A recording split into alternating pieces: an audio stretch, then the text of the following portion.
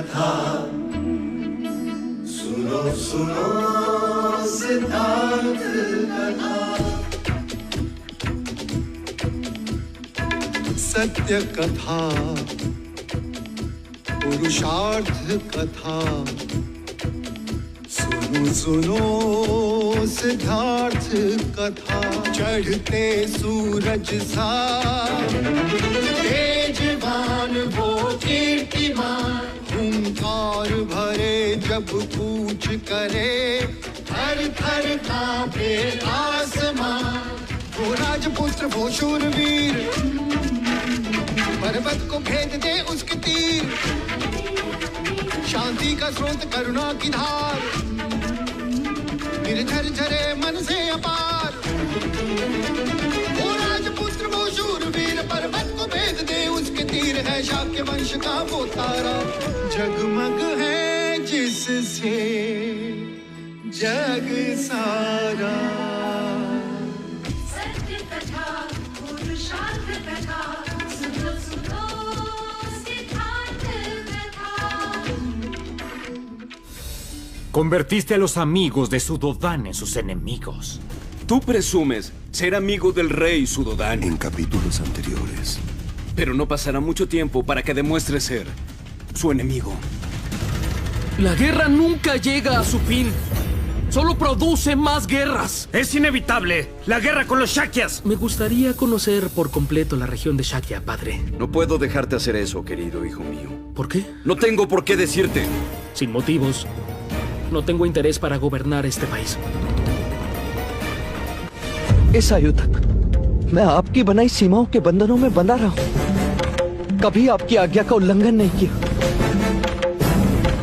पिताजी, मैं अब केवल आपका पुत्र नहीं, आप मुझे शाक्यों का राजा बनाने जा रहे हैं। इसीलिए मैं आपसे आज एक प्रश्न पूछता हूं, क्या परानुभव से स्वानुभव का मूल्य अधिक नहीं होता? आचार्य कौंडिन्य कहते थे, सही राजा वही होता है जो राज सिंहासन पर नहीं, प्रजा के हृदय में विराजमान है।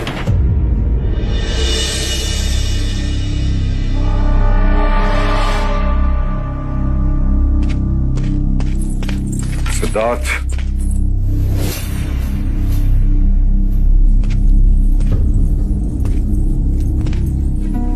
लगता है युवराज हम सबको अवाक करने पर तुले हुए हैं।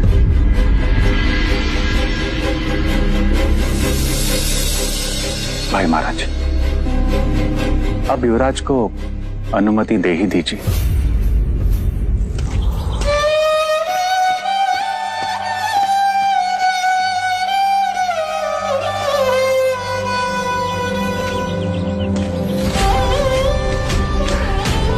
क्यों मुझे ऐसा लगता है कि सब मुझसे कुछ छिपा रहे हैं? क्यों? तो ढूंढो, कैसे? विद्रोह करो। किससे? सबसे। कोई तुम्हें कुछ नहीं समझता। महाराज की आज्ञा का उल्लंघन करो। नहीं कर सकता। वो मेरे पिता हैं। पिता ऐसे होते जो अपनी ही संतान को सीमाओं में बांधे। ऐसे होते जो क्षत्रिय बनाना चाहते हैं पर साहस से दूर रखे। तुम केवल स्वयं के बारे में सोचो सिद्धार्थ। राज्य की सीमाओं में रहकर तुम सम्राट कैसे बनोगे? नहीं बनना मुझे सम्राट। नहीं चाहिए कोई राजपाट। मत भूलो, मनुष्य कीर्ति से अमर बनता है और कीर्ति कर्तव्य पालन से बढ़ती है। पंख फूटते ही पंछी आकाश में अपना घोंसला छोड़कर उड़ते हैं। वन में पशु स्वतंत्र विचरते हैं तो तुम मनुष्य होकर क्यों बंधे हो? तोड़ दो सारे बंधन। मैं नहीं तोड़ सकता। मैंने कहा था, क्रोध सब कुछ कर सकता है।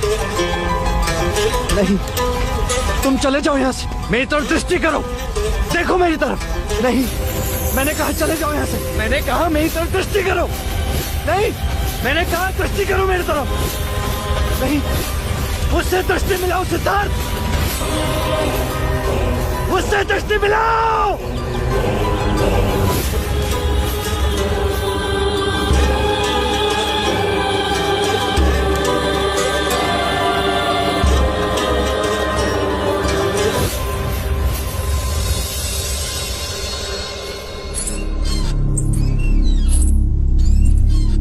पिताजी,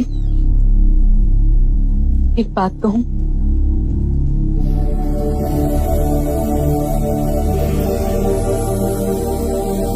कब तक आप उन्हें वास्तविकता से और लोगों से दूर रखेंगे?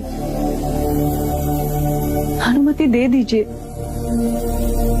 चाहे लाख जतन कर ले राजन, तेरा पुत्र सन्यासी ही बनेगा। असित मुनि की भविष्यवाणी तुम नहीं जानती, अन्यथा ऐसा कभी न कहती। मैं जानती हूँ, माँ ने मुझे सब कुछ बता दिया है।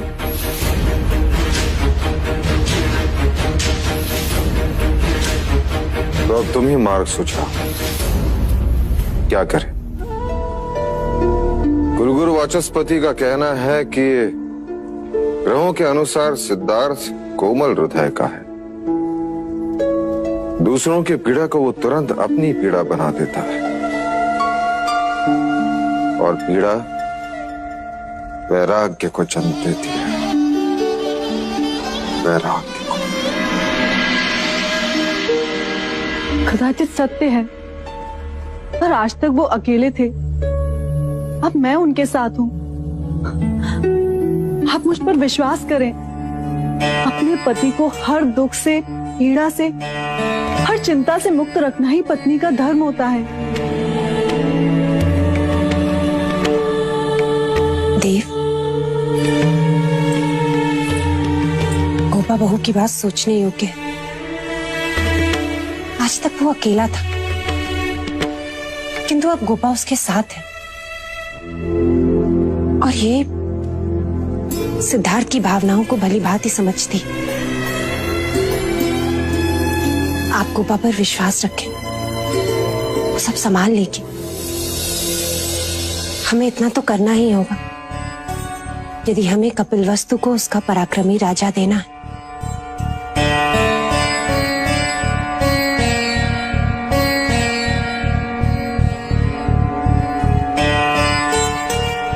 ठीक है बहू, मैं तुम पर विश्वास करता हूं। मैं तुम्हें और युवराज को भ्रमण की स्वीकृति देता हूं।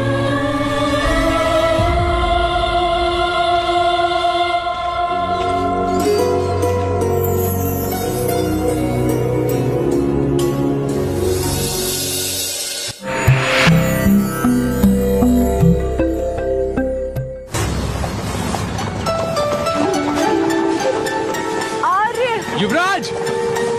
आर्य! चन्ना! हाँ? रथ रोको।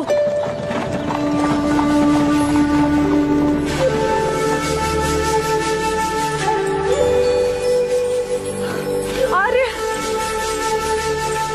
आर्य! आर्य!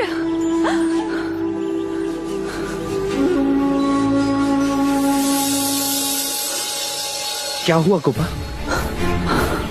और तुम्हें क्या हुआ? अचानक सब कुछ छोड़कर यहाँ चले आए तुम? कब से ढूंढ रहे हैं तुम्हें हम। मैं अपने आप को रोक न सका, लड़ रहा था अपने आप से। क्या मांगा था मैंने? केवल इतना कि मैं शाक्यों की सीमाओं में घूमना चाहता हूँ। और उन्होंने हाँ कह दी। पिताजी ने हाँ कह दी? हाँ। हाँ युवराज। और उन्होंने कहा? क्या कहा पिताजी? उन्होंने कहा कि सिद्धार्थ शाक्य देश में जहाँ चाहे वहाँ भ्रमण कर सकता है, उस पर कोई प्रतिबंध नहीं, पर उसे अपनी भार्या को साथ ले जाना होगा। फिर मुझे कोई आपत्ति नहीं।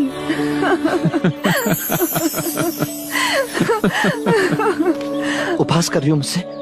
नहीं, सच कह रही हूँ।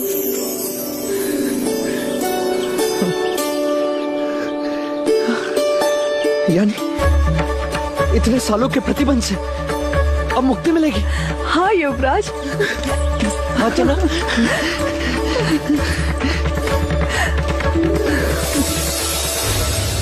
ना कोई बंधन, ना कोई उल्लंघन, ना कोई सीमा, ना अवरोध। यानी क्षितिज के उस पार दृष्टि पहुंचे वहां तक। एक लंबा मार्ग जिसका कोई मोड़ नहीं। अपनी इच्छा के रथ पर सवार निरंकुश। क्या हुआ युवराज? हवाएं बदल गई गोपा, हवाएं बदल गई। चलो।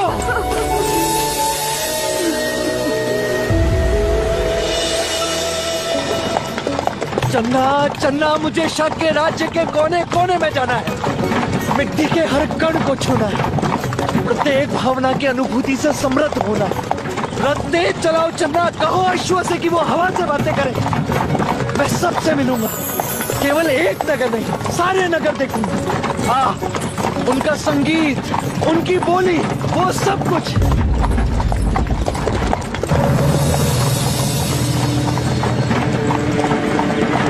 मैं तो ये संदेश देने आई थी कि हल्दी लगाने के बाद आपको महल के बाहर जाना मना है। चन्ना रथ रोको। क्या हुआ गोपा, कहाँ जा रही हो? सुनो,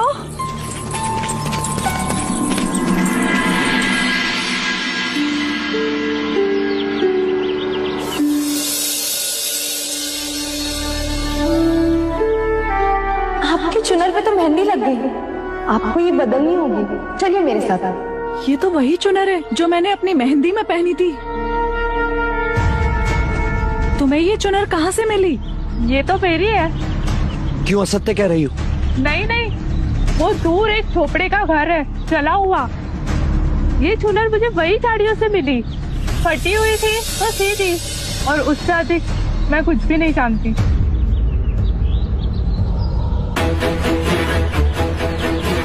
चला हुआ घर?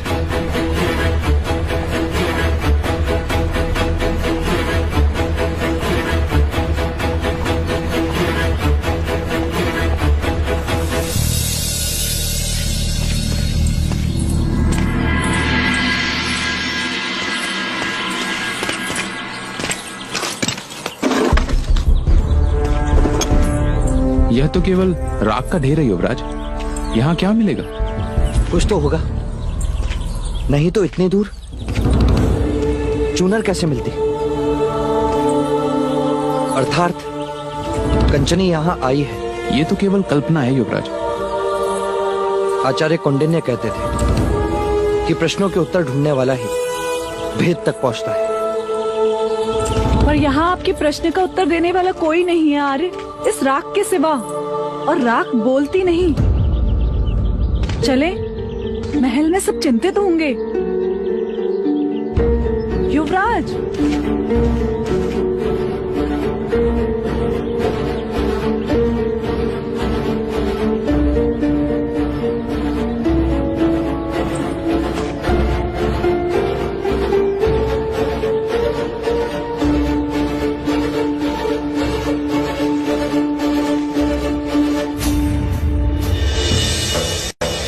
कभी कभी राख भी बोलती है गोपा, और इस समय ये कह रही है कि ये माला ज्येष्ठ की है।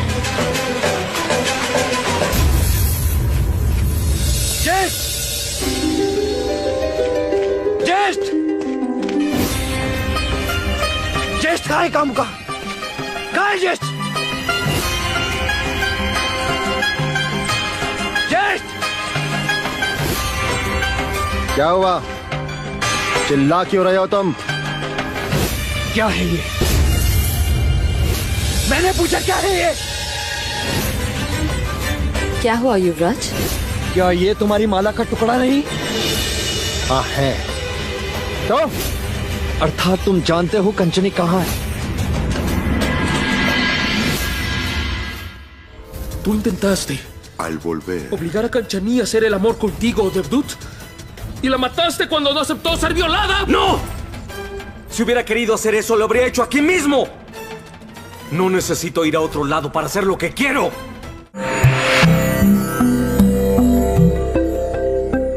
तुम्हें कंचनी का पता है।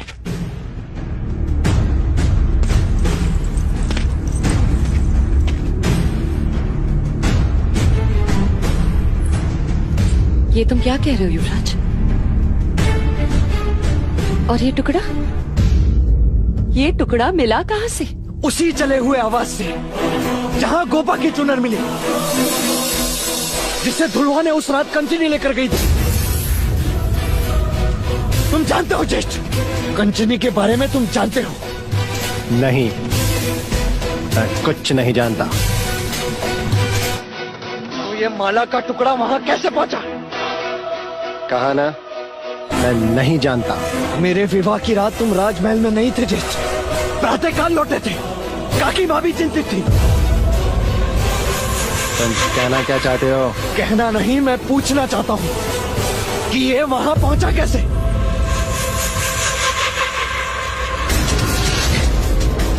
कहीं ऐसा तो नहीं कि तुमने कंचनी के साथ फिर से जबरदस्ती की और उसके मना करने पर तुमने उसके प्राण ले लिए? प्राण लेने होते तो यही मार के गाड़ देता। इसके लिए मुझे कहीं और जाने की आवश्यकता नहीं है। और किस माला के टुकड़े की बात कर रहे हो सिद्धार्थ? ये देखो, बोलो कितनी चाहिए तुम्हें? बोलो।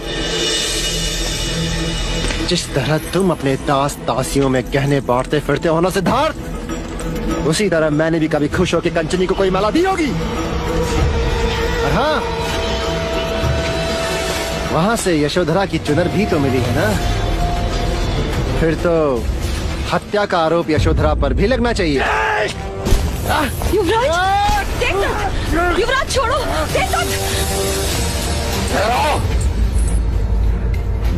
महाराज। देवदत्त सत्य कह रहा है सिद्धार्थ।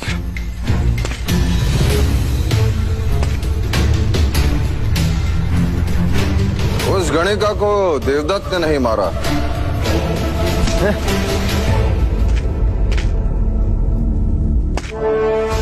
गुप्तचरों से पता चला है कि कंचनी के शव के साथ हमें कार्णिक का भी शव मिला है वहां। कौन कार्णिक? कंचनी का प्रेमी, जो रंग महल कई बार उसे मिलने के लिए आता था। वो उस रात ही भागने वाले थे, परंतु कार्णिक के कई शत्रु हैं और किसी ने उन दोनों की हत्या कर दी।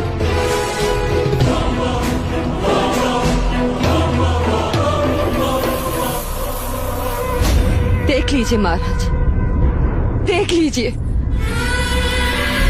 मेरा देवदत्त कितना भी बुरा हो, परंतु किसी की हत्या नहीं कर सकता। और तुमने आज अपने ज्येष्ठ को हत्यारा भी बना दिया। क्षमा करना मंगला। सिद्धार्थ, अपने ज्येष्ठा से क्षमा मांगो।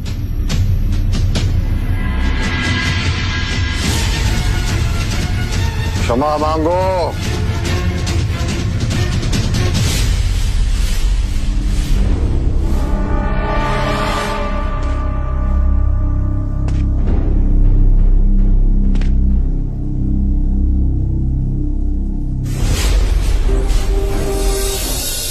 क्यों मुझे अभी भी लग रहा है कि तुम अपराधी हो। अब तुम तो क्या सिद्धार्थ, स्वयं ईश्वर भी प्रमाणित नहीं कर सकता कि मैंने कंचनी के प्राण लिए हैं। इसकी आवश्यकता नहीं है सिद्धार्थ, पर एक बात हमेशा याद रखना कि मैं तुम्हारा ज्येष्ठ हूं। ज्येष्ठ, समझे?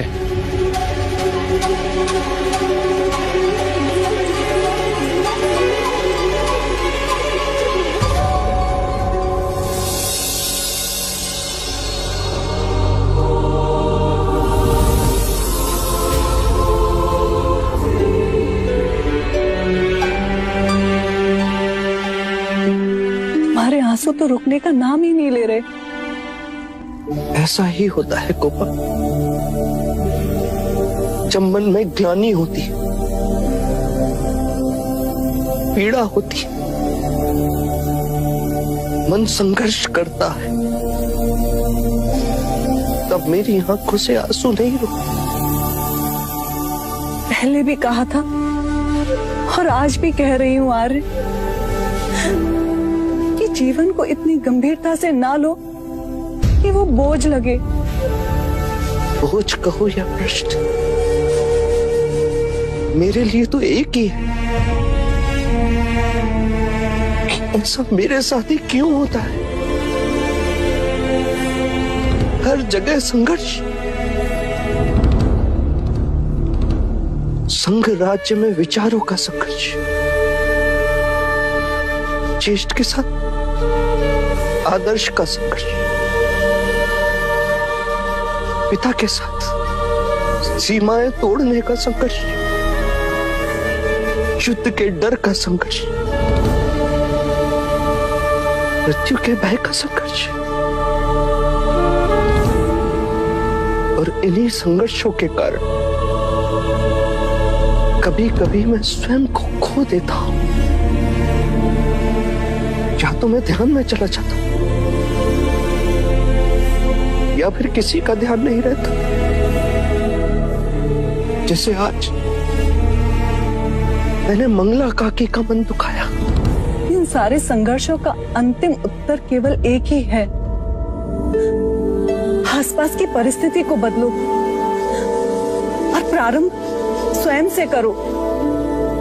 शाक्य राज का भ्रमण करना तुम्हारी इच्छा है और महाराज की अनुमति भी है, तो हम यहाँ क्यों हैं? नई जगह में क्यों नहीं? नई जगह, नए लोग, नए विचार। हाँ गोपा, कदाचित कोई ऐसी जगह जहां पीड़ा ही ना हो।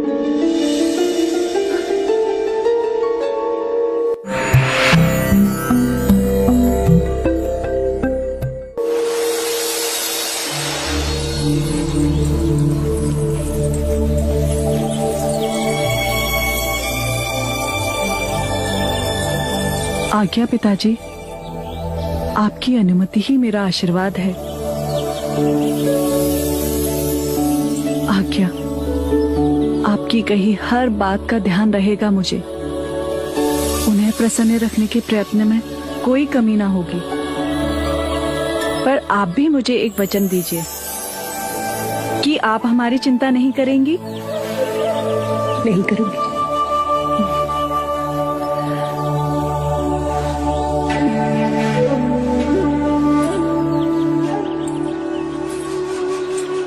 आप भी महादेवी का ध्यान रखिएगा। और तुम भी अपना ध्यान रखना, और सिद्धार्थ का भी। जी। और अब मुहूर्त बीतने से पहले प्रस्थान करो।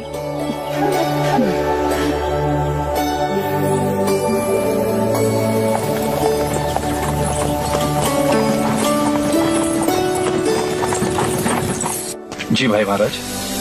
सिद्धार्थ की यात्रा के आयोजन में कोई कमी तो नहीं? नहीं भाई महाराज, कुछ सैनिक पहले ही भेजे गए हैं। कुछ सेवा के लिए साथ जाएंगे और कुछ रक्षक गुप्त वेश में साथ होते हुए भी साथ नहीं होंगे। युवराज की यात्रा निर्विघ्न पूरी होगी।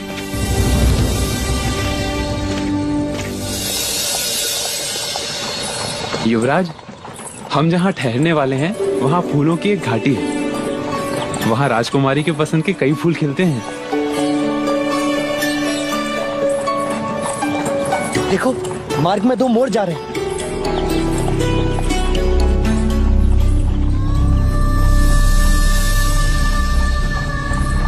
रथ रोको चलना।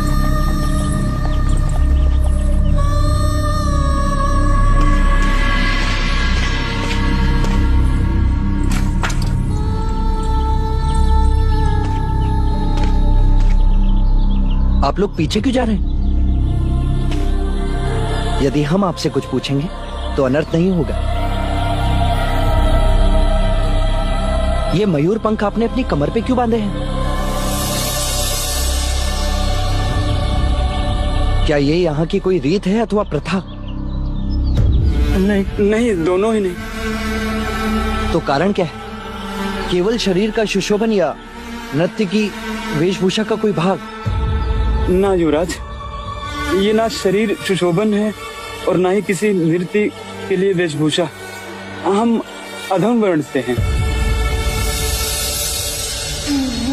युवराज वर्ण भेद को नहीं मानते, बिना संकोच के कहो। यहाँ का नियम है युवराज, हमारे छूने से मिट्टी अपवित्र हो जाती है। हमारे पचिन्हों पर ब्राह्मणों और क्षत्रियों के पद न पड़े, इसलिए हमें अपने पद चिन्ह मिटाने पड़ते हैं। इसीलिए प्रत्येक शूद्र अपनी कटी पर ये मयूर पंख बांधते हैं।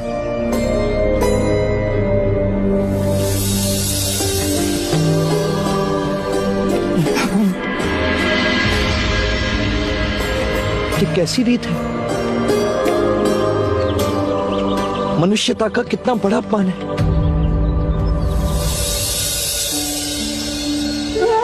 क्षमा करें युवराज, अब हमें जाना होगा, अन्यथा विलंब होने के कारण हमें कोड़े की मार खानी पड़ेगी। हाँ।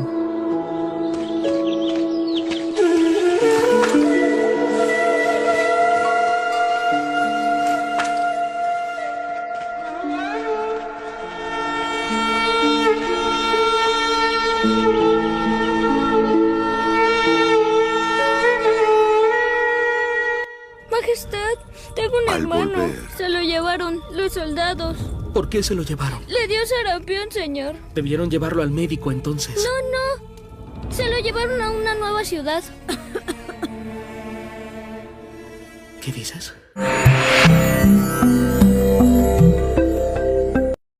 निवेदन तो केवल इतना ही है महाराज कि युद्ध में विजय के पश्चात प्रसन्नजीत ने शाक्य राजाओं को युद्ध खर्च देने की बात कही थी, परंतु प्रसन्नजीत अभी तक चुप है और अब तो युवराज भी चले गए।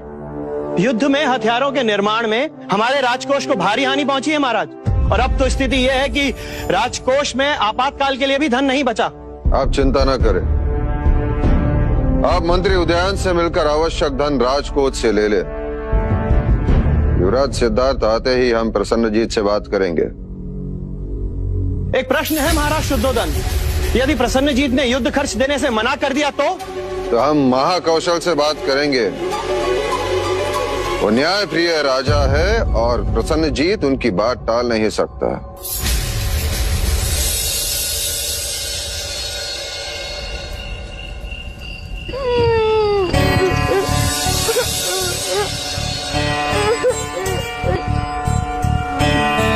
तुमने कुछ सुना गोपा? क्या? किसी बालक के रोने की आवाज।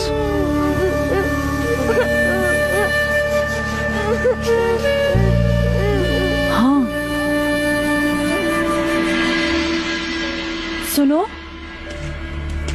देखो तो वहां कौन रो रहा है।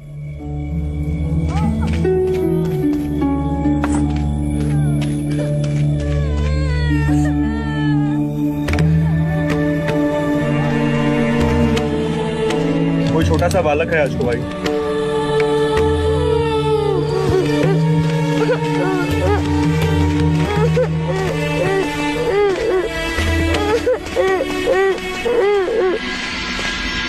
क्या हुआ? कौन हो तुम और क्यों रो रहे हो? क्या नाम है तुम्हारा? मैं दारुण, हमारा भाई है ना भाई, इतना बड़ा। हाँ, क्या हुआ तुम्हारे भाई को? उसे राज के सैनिक ले गए। सैनिक? सैनिक क्यों ले गए उसे?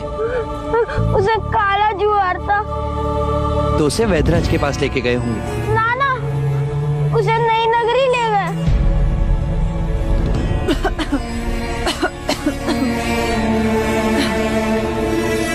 नई नगरी?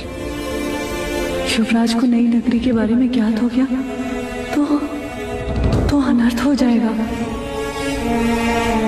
लगता है डर गया होगा। हमें शीघ्र ही इसके माता पिता के पास जाना चाहिए। आपका घर कहाँ है?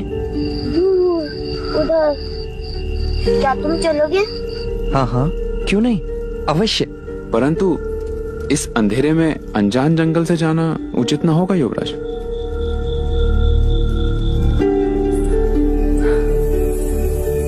आज हम दारुण को भोजन कराकर यहीं सुला लेते हैं आर्य।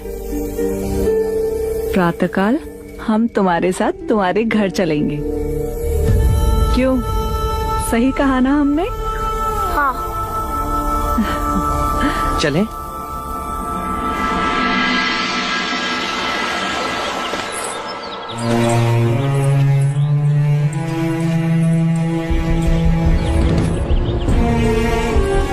आइए ना महाराज।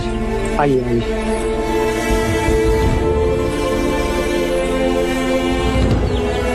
बैठिए युवराज, बैठिए।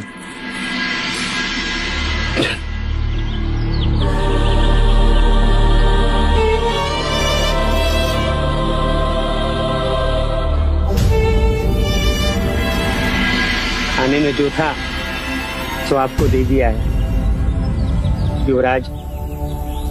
आप खाएंगे तो हमें खुशी होगी।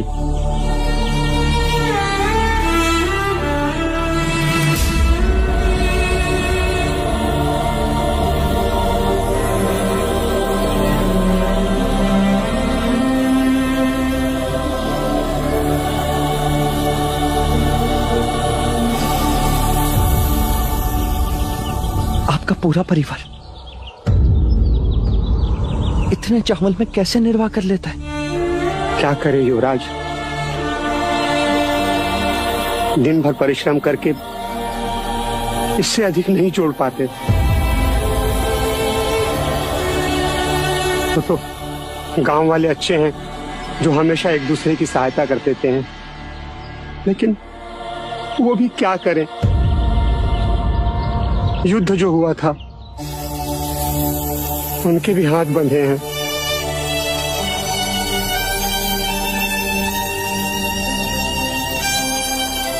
आपका दारुण कर रहा था। राज्य के सैनिक इसके भाई को कहीं ले गए हैं, किसी नई नगरी में।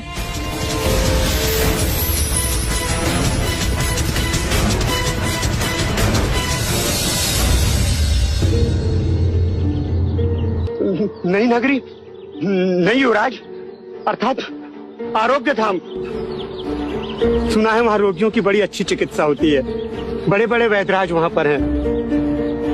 मेरा बड़ा पुत्र बीमार था तो संबंधी के घर आरोग्य धाम इलाज के लिए भेज दिया था युवराज। ये अपने भाई से बड़ा स्नेह करता है, इसीलिए रोता है। आपने कुछ खाया नहीं युवराज?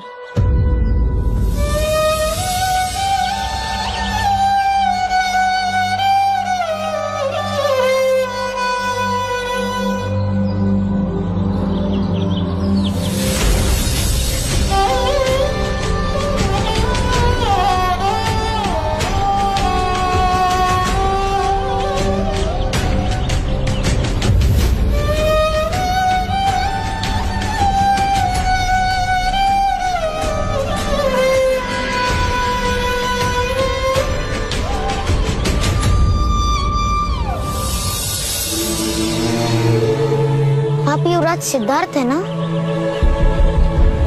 हाँ। मैंने सुना है कि आप सब कुछ कर सकते हैं। हाँ, कदाचित मैं अवश्य प्रयत्न करूंगा।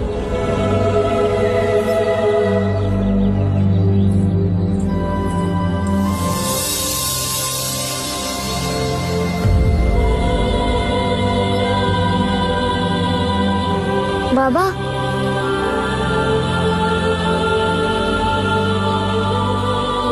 वो युवराज थे। नहीं, ईश्वर।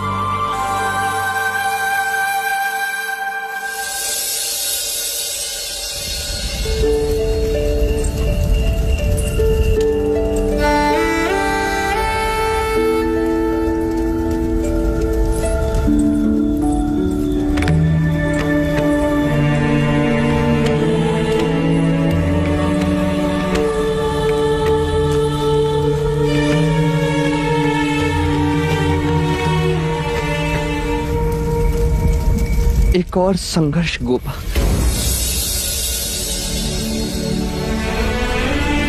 एक मनुष्य इतना गरीब कि उसको पेट भरने के लिए चावल का एक दाना नहीं, और एक मनुष्य इतना धनी कि यज्ञ में ब्राह्मणों को सोने का दान दे और पशुओं की बलि चढ़ाए। इतनी विषमता क्यों?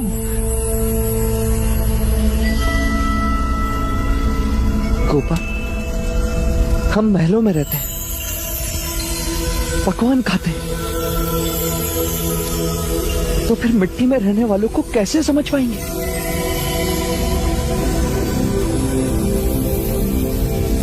मां कहती है कि ईश्वर कण कण में बसा है, तो फिर मनुष्यों की पैरों की मिट्टी से ईश्वर अछूता कैसे होगी? इतना मत सोचो आर्य, ठंड बढ़ रही है, भीतर चले। Hermano, vino ayer Al volver, y todos se lo llevaron al río Majestad y lo dejarán ahí. ¡Alto ahí!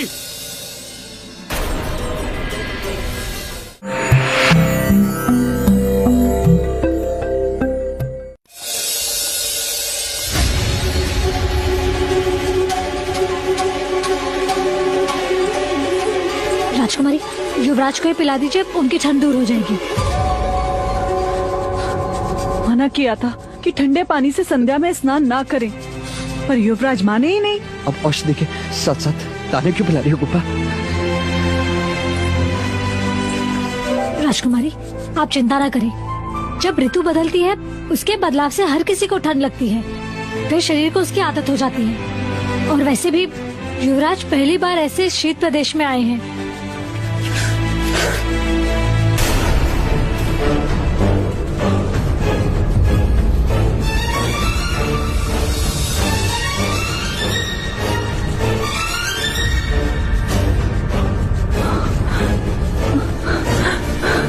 लौशिका, इन्हें कुछ होगा तो नहीं ना?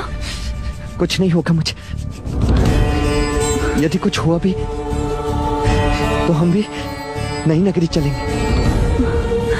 दारुण के पिता कह रहे थे ना कि वहां सबकी चिकित्सा होती, बड़े बड़े वैद्यराज हैं वहां। कुछ नहीं होगा मुझे।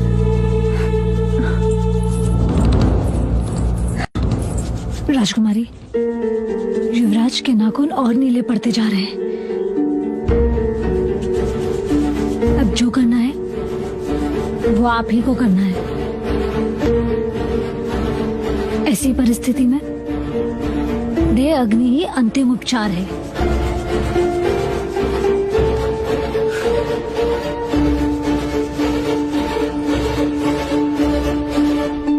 चन्ना,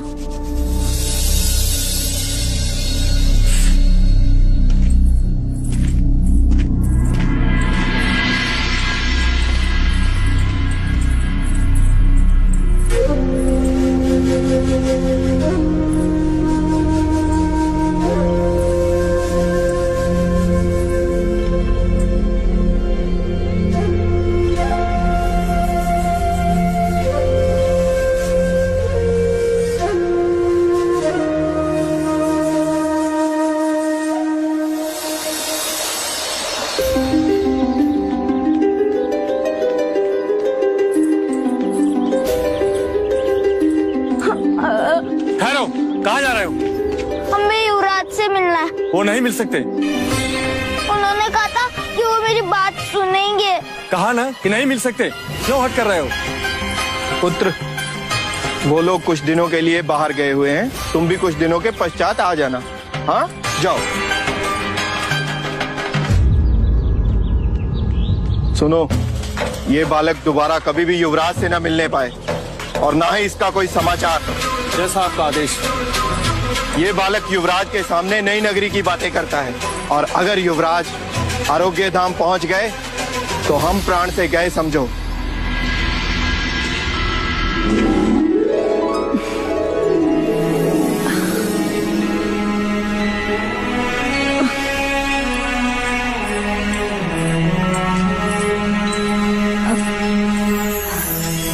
युवराज कैसे है?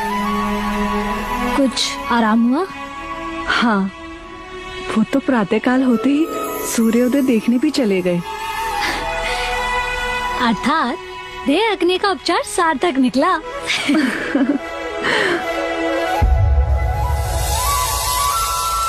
ये क्या है राजकुमारी? क्या हुआ? आपके हाथ का वो सूत्र। कैसा सूत्र? ये सूत्र कुलगुरु ने तुम्हें पुत्र रत्न प्राप्ति के लिए दिया है। जिस दिन संतान का आगमन संभव हो जाता है, ये सूत्र अपने आप छूट जाता है। वो सूत्र टूट गया अर्थात?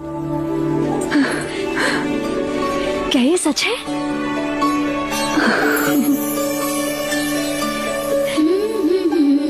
क्या युवराज सिद्धार्थ इस बात से ज्ञात हैं? तो कब बताएंगी? मैं नहीं कह पाऊंगी। महादेवी से कहूंगी, वही बताएंगी। ठीक सोचा। लौशिका जी,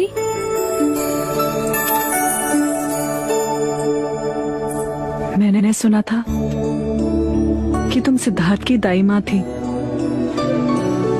अब सिद्धार्थ की संतान की दाई माँ बनोगी।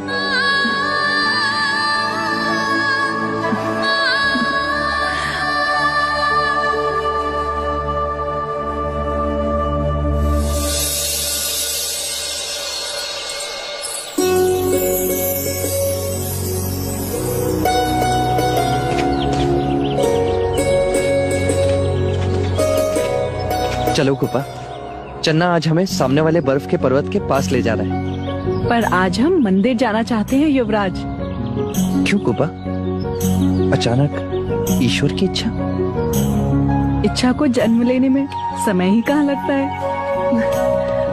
बस ऐसे ही मन में आया तो। ठीक है चन्ना, आज हम मिट्टी के मनुष्य पत्थर के ईश्वर से मिलने मंदिर जाएंगे।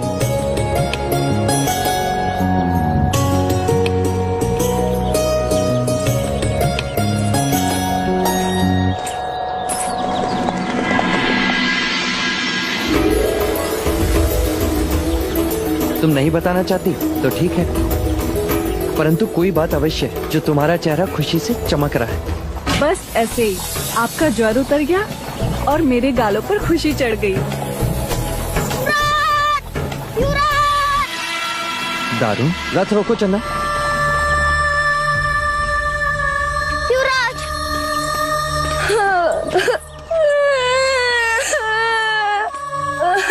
क्या हुआ दारुन? क्यों इतना रो रहे हो? हमारा भाई है ना, भाई बड़ा कल रात वापस आ गया था। हम सबसे बातें भी कर रहा था और आज सुबह से कुछ ही नहीं बोल रहा है। उसे सब नदी किनारे ले गए। सुनो, इस समय तुम अपने भाई के पास जाओ तारुन। युवराज मंदिर जाकर अवश्य तुम्हारे घर आएंगे।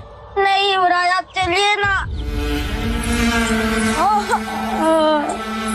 तारुन, हमें पहाड़ी वाले मंदिर जाना है, देर हो जाएगी। नहीं युवराज, आप चलिए।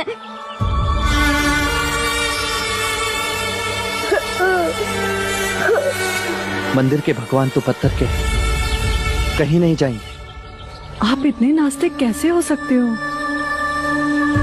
तुम सब कहते हो कि भगवान ने संसार बनाया है, तो फिर उसमें इतना दुख क्यों? इस बालक की आंखों में आंसू क्यों? मुझे लगता है सबसे पहले हमें इसकी समस्या का हल ढूंढना चाहिए। चलो दारू।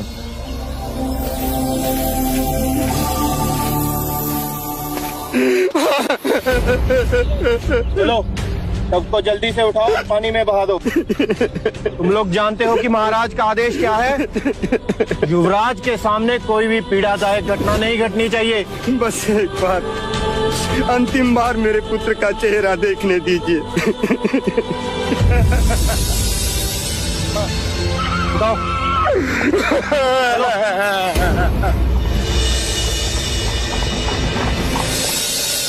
रुक जाइए।